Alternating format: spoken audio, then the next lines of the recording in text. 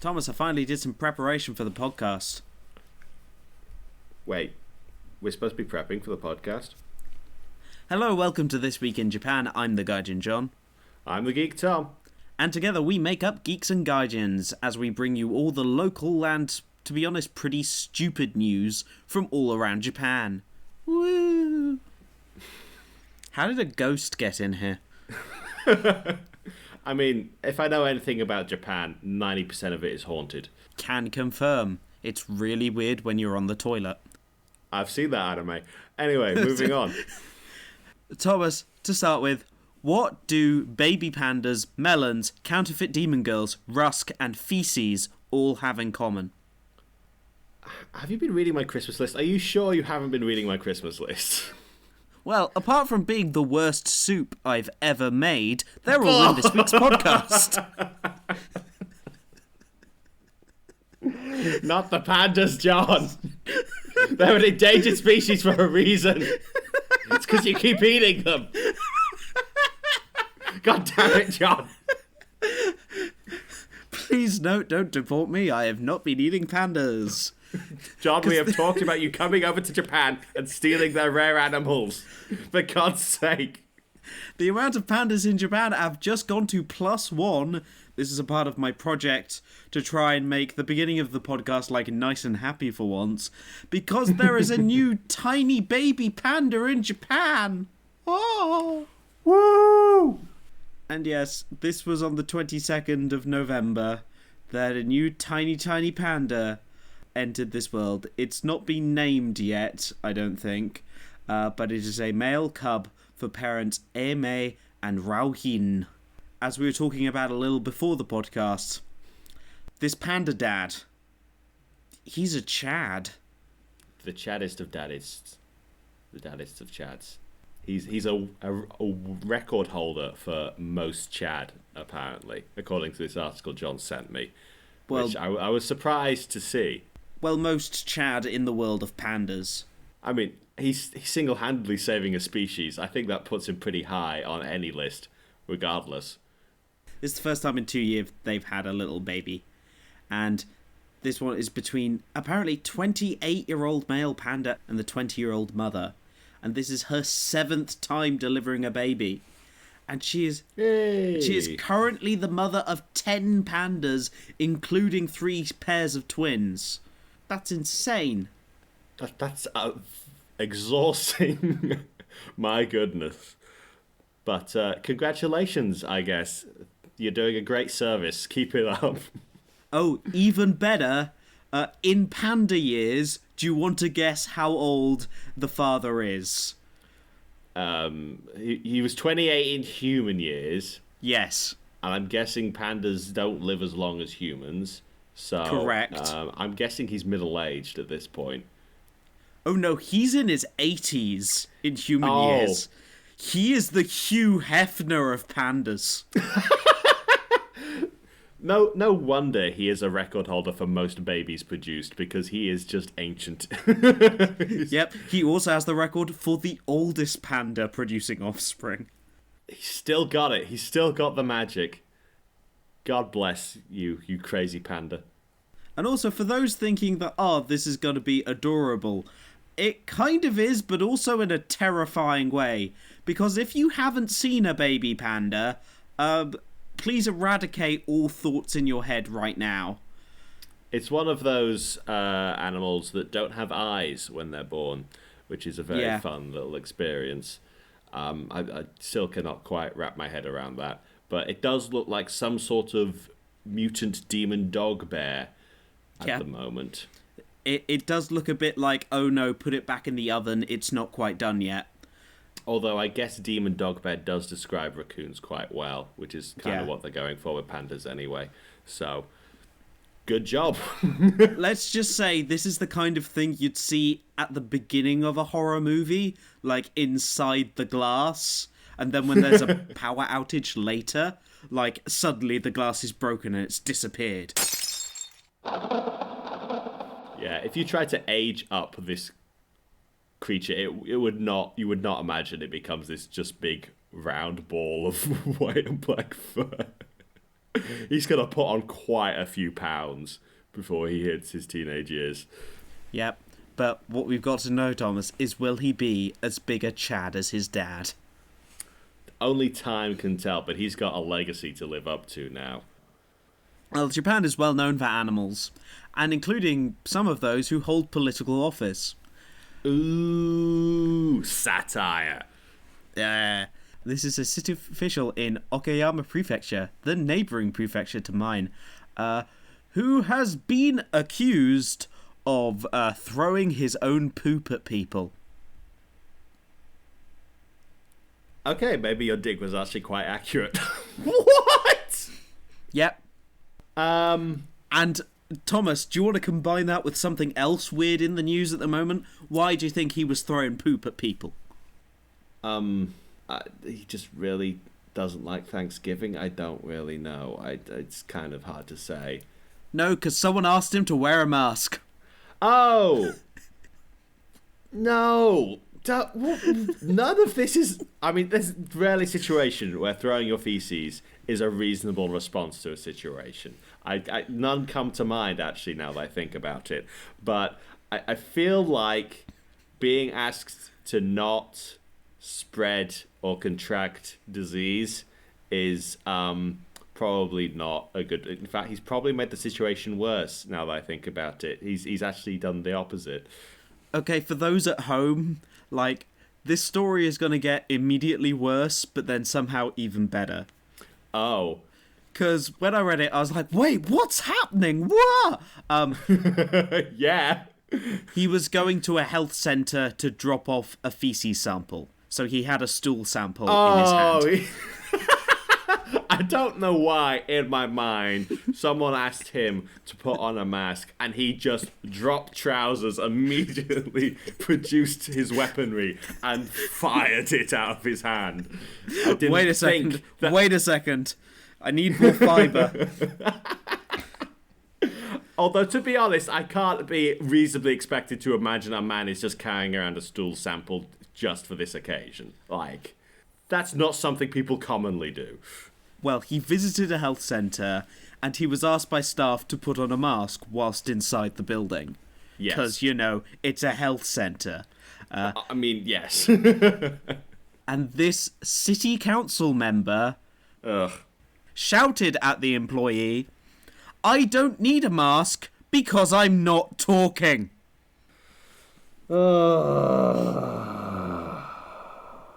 I mean, I know masks are a difficult concept for people in general. A small group of people don't seem to understand that the nose needs to be covered because it is also connected to the lungs. But this is another level beyond that. Of, as long as my mouth isn't flapping up and down, like it is right now, but I'm telling you it isn't flapping up and down, I don't need a mask. He then apparently shouted again, "I don't need a mask to drop off a sample," and he hurled the poop at the nearby desk. I mean, that's one way to problem solve. That's I see where he's at with that. It's not reported of whether it remained in its sample container. I think that's information that doesn't need to be confirmed or denied. I'm perfectly happy not knowing. The thing is, this 73-year-old councilman, he didn't just leave. He went to his car, got a mask, which he had in his car. Oh, okay. He then came back to the building and shouted, "These young punks!"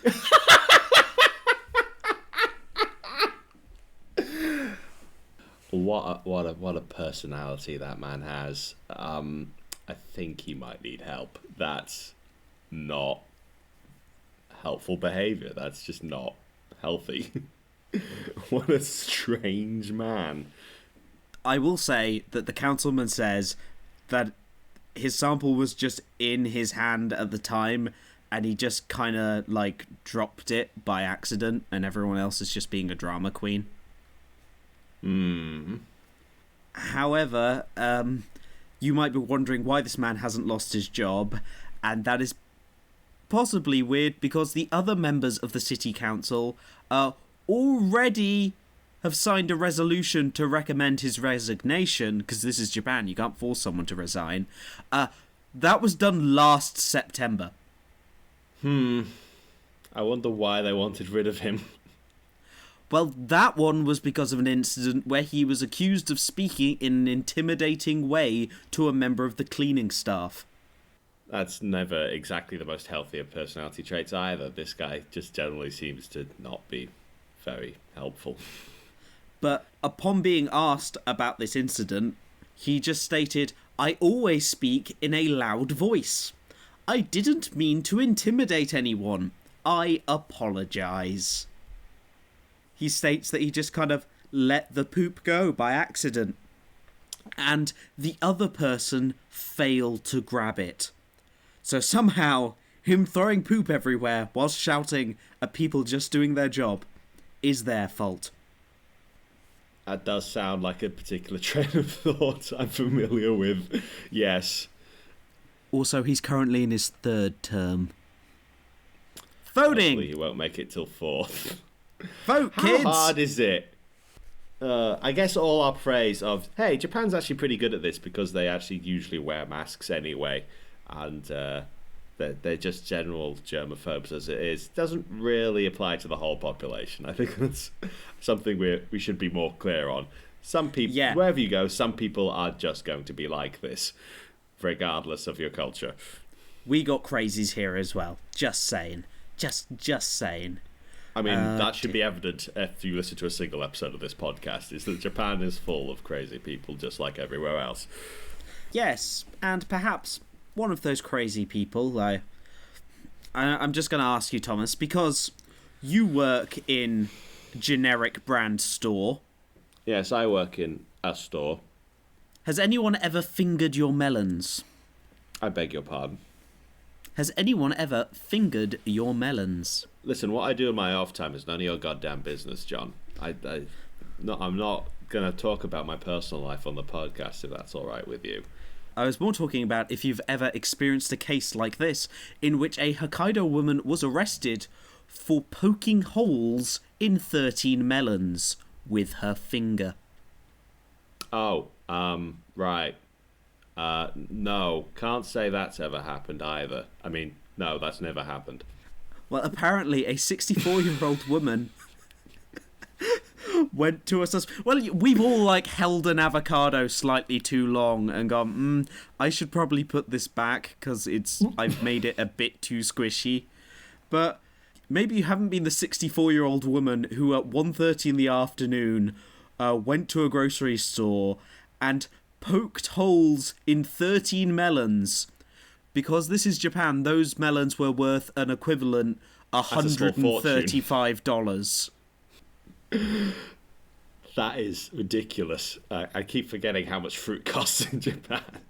And this woman just comes along and goes, I'm going to destroy these melons. Well, this is specifically Hokkaido and Hokkaido melons. Hokkaido melons are renowned for being expensive. But they're not small holes either. She just must have taken her finger and gone go gadget drill. And yeah, it's insane. Okay. So she just walks into the store, decides, you know what I'm going to do today? I am going to just stick this finger right up in there, just give it a good old reach around, and see what happens. And I'm going to do that 13 times for no reason. I found a picture of the melons. Well, apparently she said she was gauging their freshness or something. I found a picture of the holes she made in the melons. Oh, God. Do I need to see this? Oh, of course I do. Send it to me. That's just not just one hole. There's multiple holes in some of these melons. She really went... It looks like she tried to pick some of them up like a bowling ball. What? Maybe she just got a bit confused. I think we can confirm from today that Japanese old people answer to no man or God. They are just uncontained. Yeah, pretty much. Because also, we don't know how she did it, because there were no security cameras. I think it's pretty obvious. She got her finger, she pushed really hard, and then she got in there. Unless you think she had a special drill, a special melon utensil. Well, God only knows, because somehow the police managed to track down the culprit, so maybe she's a repeat offender. Like, police! Someone's been poking holes in our melons. God, she's done it again. Just puts on sunglasses. Looks like we've got some fruit to go with our serial killer.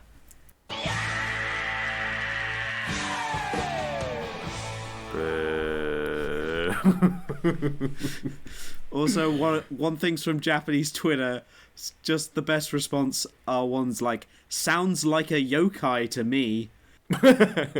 I'm mostly thinking of whether she has martial arts training.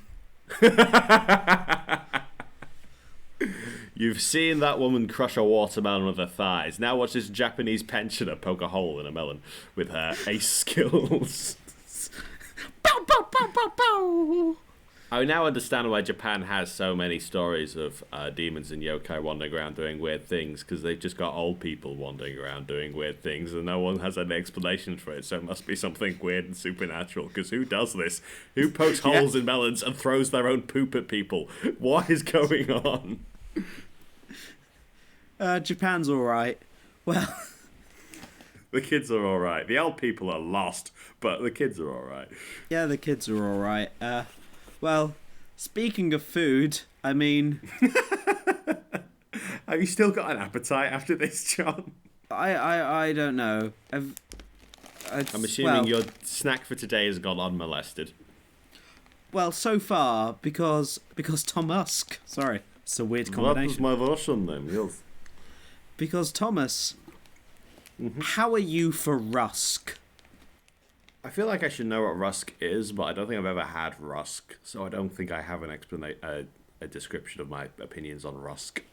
Well, before I tell you, I have rusk. Strawberry taste.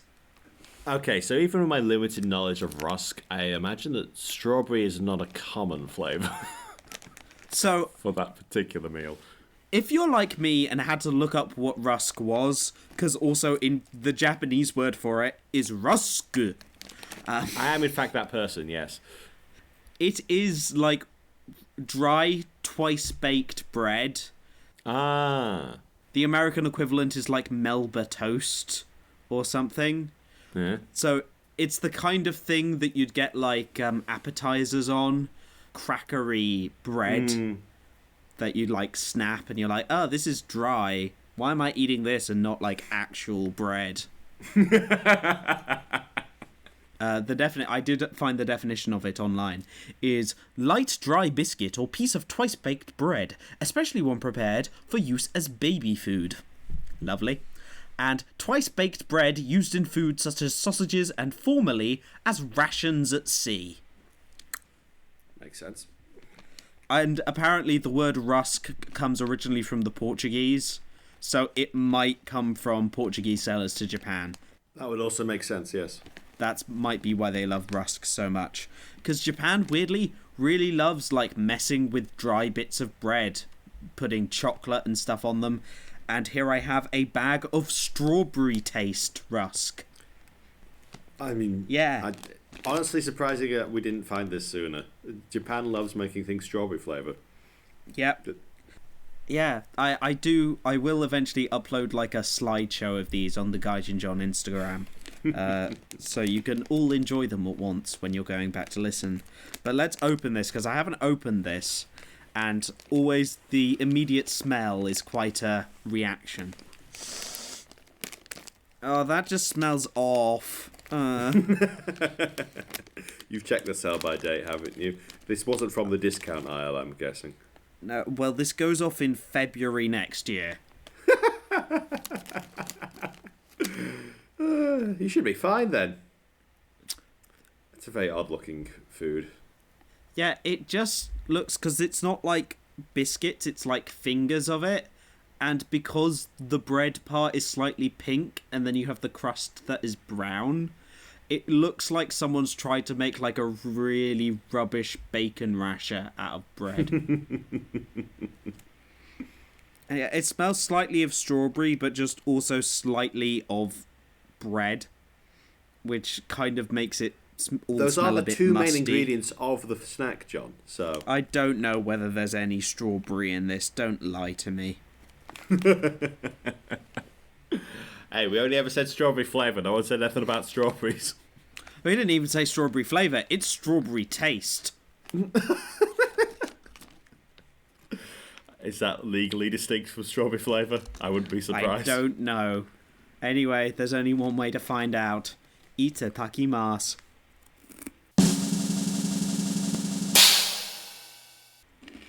I'm confused. Does it taste like strawberry, John? Yes? Question mark? I think my brain has forgotten what a strawberry tastes like.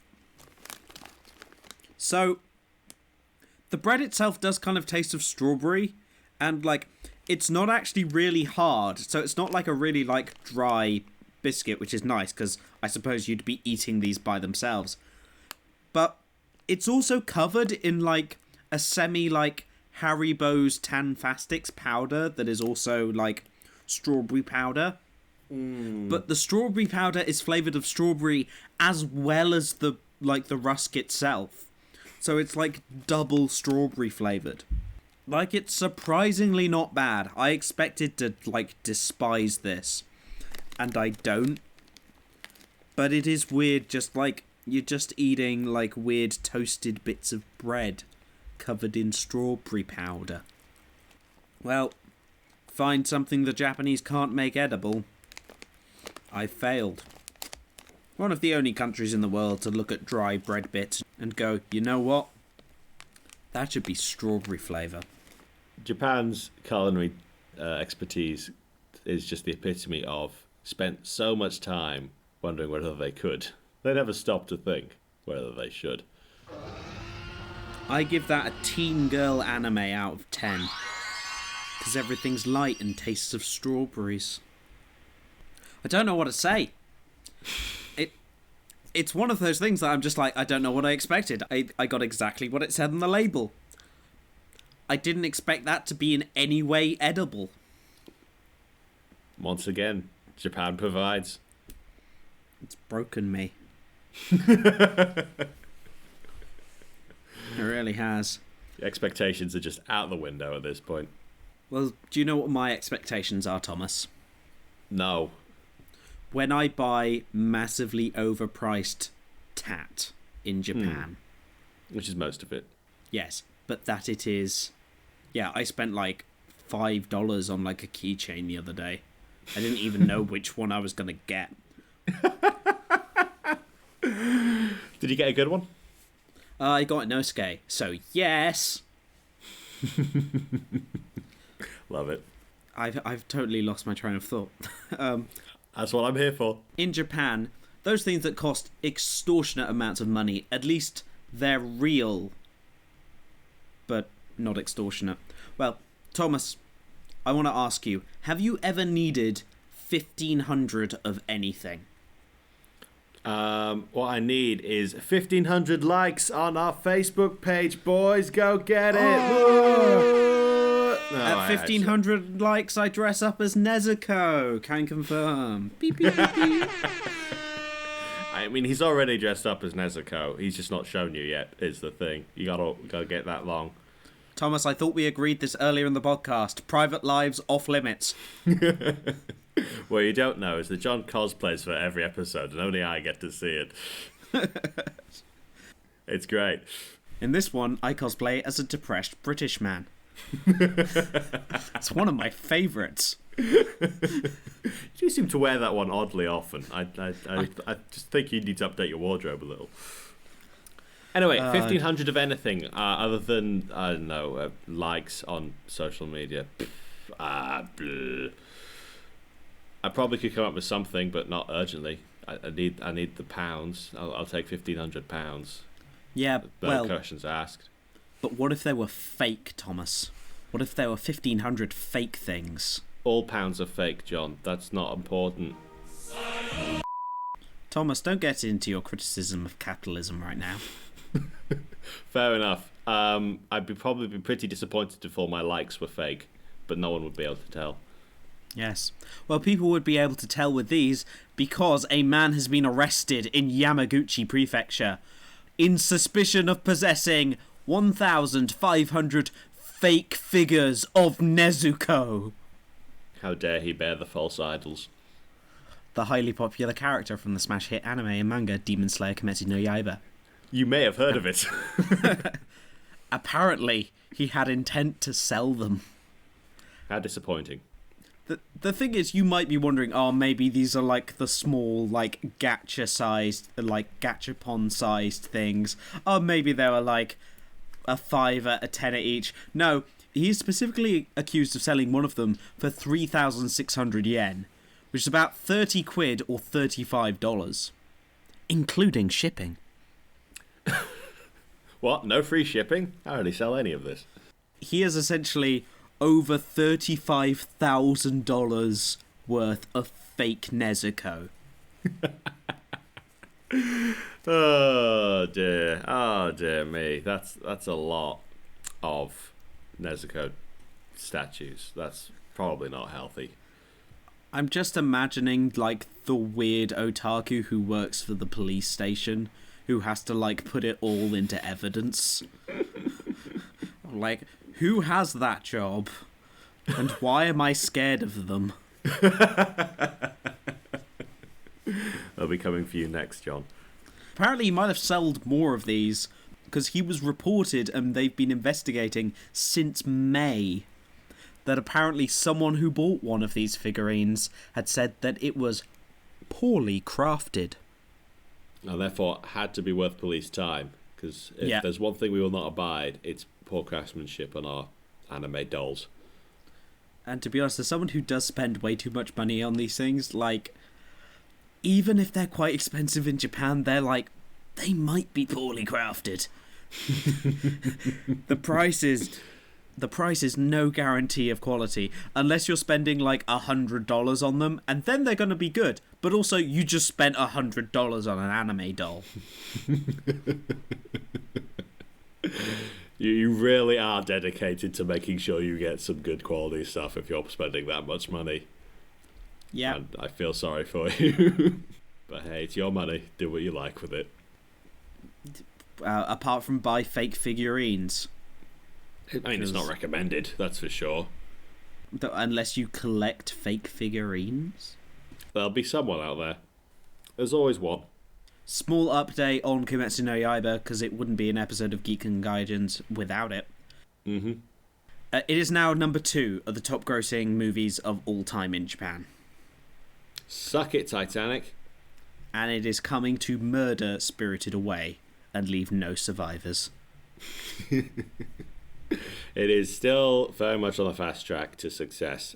Now, listeners, I've been wondering why this movie is so popular. So, I sent our specialised reporter Thomas out into the field to work out why Kimetsu no Yaiba is so popular. Do I have you, Thomas?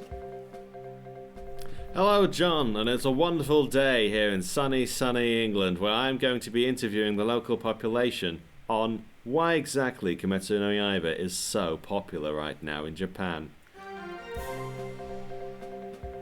Is that our reporter out in the field, Thomas?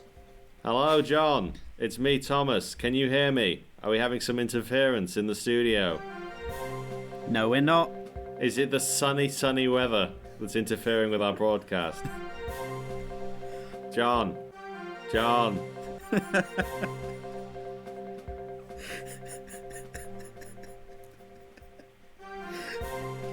Hello, I'm Thomas, and I'm live in sunny England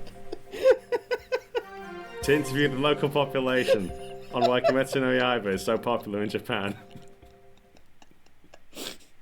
I want to keep this entire section in unedited.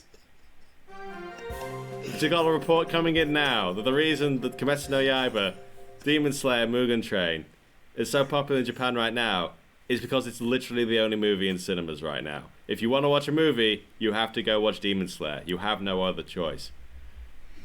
The actual reason it's making so much money is because the Japanese government is just shoveling its citizens into cinemas so they can forcing them to watch Demon Slayer over and over again to keep the cinemas alive. It's mandatory. There is nothing. There is only Demon Slayer. I've not eaten in 2 weeks. Only Demon Slayer. And only Demon Slayer related snacks. Oh dear. And one last Demon Slayer bit. Because, of course, if you know Demon Slayer as well as I do, you'll realise they have a bit in the anime where he slices a rock with his sword, because this is an anime with a sword. The thing is, I like Kimetsu no Yaiba. I've spent more money than quite a lot of people on it. It's still dumb as all hell. We don't come here for it to be smart and intelligent. Let's be real. We come here because it's cool to watch a man cut a boulder in half with a sword. Yeah, well, there is a real boulder that, well, hasn't been cut in half with the sword, but is an opportunity for many kids who are fans of Kimetsu no Yaiba to go there and take a photo op to look like they've cut a boulder in half with a sword. This is the Dragon Split Boulder, or Ryu no Warishi, which is a rock in Suzuka in Nagano. The original story is it's said that a thirsty dragon broke the rock with its claw when it tried to drink water from a spring from under the rock. I like the fact that it's a story that specifically goes accidentally. The dragon didn't mean to break this boulder, it just... Oh dear, oh no, oh the boulder's in half now guys, sorry, my bad. I'll just be leaving now, I've got my water, I'm just gonna go. I'm just gonna go, but go. This story also implies there was someone watching all this, because the dragon's not going to tell you. I mean, obviously there was someone there. Who would the dragon apologise to for accidentally breaking the boulder if there was no one there, John? If a dragon breaks a boulder in the forest and there's no one there to see it, does he apologise? Now that's a quote I'd quite like on a shirt. Apparently, well, someone who might have been there was a scientist from the municipal government who says that rainwater that's soaked into the rock gets frozen as it gets colder, so the cracks have expanded year by year. Nah, that doesn't sound right to me. My version's cooler. You can't listen to these scientists. They're just like, a bunch of elitists, with their, education and stuff. What do they know anyway? Dragons. Let's do their dragons. Anti-dragon philosophy. They have an anti-dragon agenda. This is dragon erasure, and I will not stand for it. They've been bought out by Big King Kong. And so if you do actually want to go there, maybe you want to come to Japan later when you can tourist here. The forest is called the Sakataya Koyose no Mori.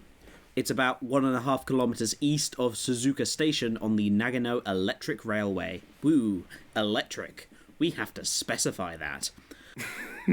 Because this is Japan. I do like that the actual tourism department are just going like, oh, we're just going with it. Like, they're not saying, no, don't do this to the boulder, don't be weird. They're just like, if you're interested, please come and visit, but be careful about novel coronavirus. It's like, do whatever the hell you want with the dumb boulder thing. Doesn't matter. Yeah, so what? A dragon broke it. Why do we care? Go crazy, kids. We weren't making any money off this boulder before. Let's do it. Or there was just one, intern at the marketing department who was watching Kimetsu no Yaiba. Was like, wait a second. I have an idea. Runs to his boss's office. Boss, I've got a crazy idea. It might just get this park out of the red. This heartwarming, based on a true story coming to a cinema near you. Well, thank you all for listening. You can find the podcast on the usual places you can find podcasts. We're on Spotify, iTunes, YouTube. If you want us on a new place or want to ask us any questions or about a story, you can email us at geeksandgaijins, one word, @gmail.com. You can also keep up to date on Facebook and Twitter, where we are Geeks and Gaijins, or I'm on Twitter at GaijinJohn and the Instagram at GaijinJohn. Links for all the articles today are in the show notes. But Thomas. Hello. Do you have any notes of wisdom to leave us with? The dragon does apologise because he's very polite, regardless of whether there's someone there or not. He's just a little socially awkward is all. And who doesn't need a socially awkward dragon in our lives? Reach out to your socially awkward friends, people. They know you mean well. They just like to be included. That's all for now, and listeners, we'll see you next week in Japan. Bye-bye.